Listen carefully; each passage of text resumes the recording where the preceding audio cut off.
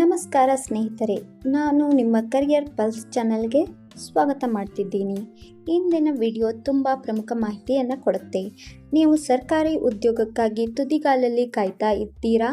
ಹಾಗಾದರೆ ಈ ವಿಡಿಯೋವನ್ನು ಪೂರ್ತಿಯಾಗಿ ನೋಡಿ. ನಮ್ಮ ಕರ್ನಾಟಕ ರೇಷ್ಮೆ ಇಲಾಖೆ 2025ನೇ ಸಾಲಿಗೆ ಅತಿ ದೊಡ್ಡ ನೇಮಕಾತಿ ಪ್ರಕಟಣೆ ಕೊಡೋಕೆ ಸಿದ್ಧವಾಗಿದೆ.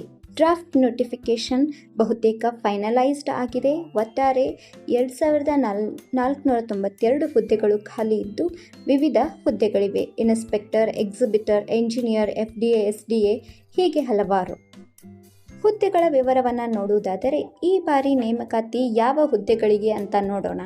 ಸಿಲ್ಕ್ ಇನ್ಸ್ಪೆಕ್ಟರ್ 538 ಹುದ್ದೆಗಳು, ಎಕ್ಸಿಬಿಟರ್ 648 ಹುದ್ದೆಗಳು, ಸೆರಿಕಲ್ಚರ್ ಎಕ್ಸ್ಟೆನ್ಷನ್ ಆಫೀಸರ್ 184 ಹುದ್ದೆಗಳು, ಅಸಿಸ್ಟೆಂಟ್ ಡೈರೆಕ್ಟರ್ 154 ಹುದ್ದೆಗಳು, AE JE ಸಿವಿಲ್ 3 ಹುದ್ದೆಗಳು, FDA SDA 190 ಹಾಗೂ 72 ಹುದ್ದೆಗಳು, ಸ್ಟೆನೋಗ್ರಾಫರ್ 10 ಹುದ್ದೆಗಳು, ಪ್ರಮೋಟರ್ 240 ಹುದ್ದೆಗಳು, ಮೋಟರಿಸ್ಟ್ 84 ಹುದ್ದೆಗಳು, ಅಟೆಂಡೆಂಟ್ 25 ಹುದ್ದೆಗಳು ಹಾಗೂ ಗ್ರೂಪ್ ಡಿ 350 ಹುದ್ದೆಗಳು. ಒಟ್ಟಾರೆ ನೋಡಿದರೆ ಡಿಪ್ಲೊಮಾ, ಡಿಗ್ರಿ, 10th ಪಾಸ್ ಎಲ್ಲ ವಿದ್ಯಾರ್ಹತೆಗಳಿಗೂ ಅವಕಾಶ ಸಿಗಲಿದೆ. ಈ ಮೇಲಿನ ಹುದ್ದೆಗಳಿಗೆ ವಿದ್ಯಾರ್ಹತೆಗಳನ್ನು ನೋಡುವುದಾದರೆ ಕ್ವಾಲಿಫಿಕೇಷನ್ ಬಗ್ಗೆ ಈ ಕೆಳಗೆ ನೋಡಿ. AE JE ಸಿವಿಲ್ಗೆ BE ಅಥವಾ BTech ಸಿವಿಲ್ ಆಗಿರಬೇಕು. ಅಸಿಸ್ಟೆಂಟ್ ಡೈರೆಕ್ಟರ್ಗೆ MSc ಆಗಿರಬೇಕು. ಸೆರಿಕಲ್ಚರ್ ಎಕ್ಸ್ಟೆನ್ಷನ್ ಆಫೀಸರ್ಗೆ ಡಿಗ್ರಿ ಆಗಿರಬೇಕು. BSc ಅಥವಾ ಪೋಸ್ಟ್ ಗ್ರಾಜ್ಯುಯೇಟ್ ಡಿಪ್ಲೊಮಾ ಆಗಿರಬೇಕು.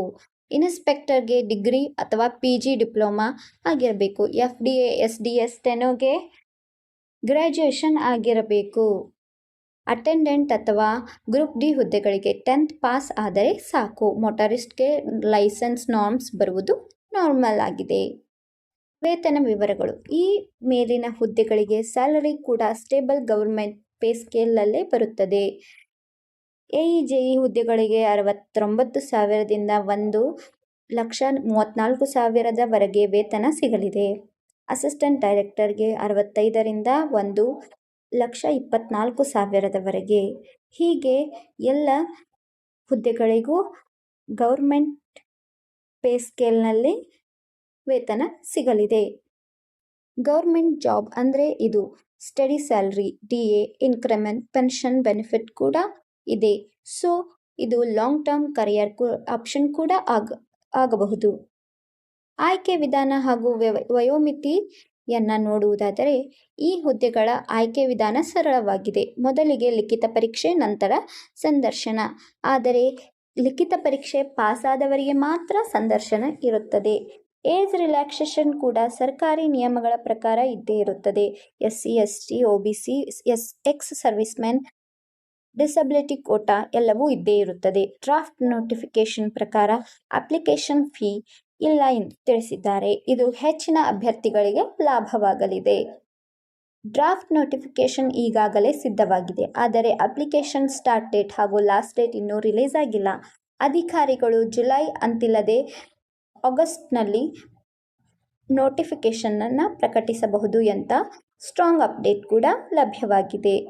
ಅಧಿಕೃತ ವೆಬ್ಸೈಟ್ sericulture.karnataka.government ಇನ್ನಲ್ಲಿ ಮಾತ್ರ ಅಪ್ಲೈ ಮಾಡಬೇಕು. ನಕಲಿ ಲಿಂಕ್ಗಳಿಗೆ ಹೋಗಬೇಡಿ.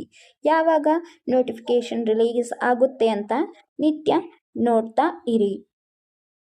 ನೀವು ಈ ಸಮಯದಲ್ಲಿ ಏನು ಮಾಡಬೇಕು ಗೊತ್ತಾ? ನಿಮ್ಮ certificate, marks card, photo, signature scan ಮಾಡಿ ಫೋಲ್ಡರ್ ಮಾಡಿಕೊಳ್ಳಿ. ರೆಸ್ಯೂಮೆ ಅಪ್ಡೇಟ್ ಮಾಡಿಟ್ಟುಕೊಳ್ಳಿ. ಪ್ರೀವಿಯಸ್ ಇಯರ್ ಕ್ವಶನ್ ಪೇಪರನ್ನು ನೋಡಿ ಸಿಲೆಬಸ್ಸನ್ನು ಗಮನಿಸಿ. ಫೇಕ್ ಕನ್ಸಲ್ಟೆನ್ಸಿ ಅಥವಾ ವಾಟ್ಸಪ್ ಗ್ರೂಪ್ಗಳಲ್ಲಿ ನಂಬಿ ದುಡ್ಡು ಕಳ್ಕೊಳ್ಳೋ ತಪ್ಪು ಮಾಡಬೇಡಿ. ಸರ್ಕಾರಿ ವೇಕೆನ್ಸಿ ಅಂದರೆ ಅಫಿಷಿಯಲ್ ಸೈಟ್ ಮಾತ್ರ ನಂಬಿ. ಫೇಕ್ ವೆಬ್ಸೈಟ್ಗಳಿಗೆ ಹೋಗಿ ಮೋಸ ಹೋಗಬೇಡಿ. ಈ ಮಾಹಿತಿ ನಿಮಗೆ ಉಪಯುಕ್ತ ಎನಿಸುತ್ತಿದ್ದರೆ ಕರಿಯರ್ ಪಲ್ಸ್ ಚಾನಲನ್ನು ಸಬ್ಸ್ಕ್ರೈಬ್ ಮಾಡಿ, ಲೈಕ್ ಮಾಡಿ ಹಾಗೂ ಶೇರ್ ಮಾಡಿ. ಎಲ್ಲರಿಗೂ ಈ ರಿಕ್ರೂಟ್ಮೆಂಟ್ ಮಾಹಿತಿ ತಪ್ಪದೇ ತಲುಪಲಿ. ನೀವು ಯಾವ ಹುದ್ದೆಗೆ ಟ್ರೈ ಮಾಡ್ತೀರಾ ಅಂತ ಕಮೆಂಟ್ನಲ್ಲಿ ತಿಳಿಸಿ. ನೀವು ಕೇಳುವ ಪ್ರಶ್ನೆಗಳಿಗೆ ನಾನು ಇಲ್ಲಿ ಉತ್ತರ ಕೊಡ್ತೀನಿ. ಇನ್ನೊಂದು ಸರ್ಕಾರಿ ಚಾನ್ಸ್ ಬಿಟ್ಟುಕೊಳ್ಳದೆ ಪರಿಶ್ರಮ ಮಾಡಿ ಹಾಗೂ ಕಷ್ಟಪಡಿ. ಪಕ್ಕಾ ಈ ಬಾರಿ ಸರ್ಕಾರಿ ಉದ್ಯೋಗ ಪಡೆಯುತ್ತೀರಾ ಅಂತ ನನ್ನ ಹಾರೈಕೆ. ನಿಮ್ಮ ಮುಂದಿನ ಕನಸುಗಳು ಸಾಕಾರವಾಗಲಿ. ಎಲ್ಲರಿಗೂ ಶುಭಾಶಯಗಳು. ನಮಸ್ಕಾರ.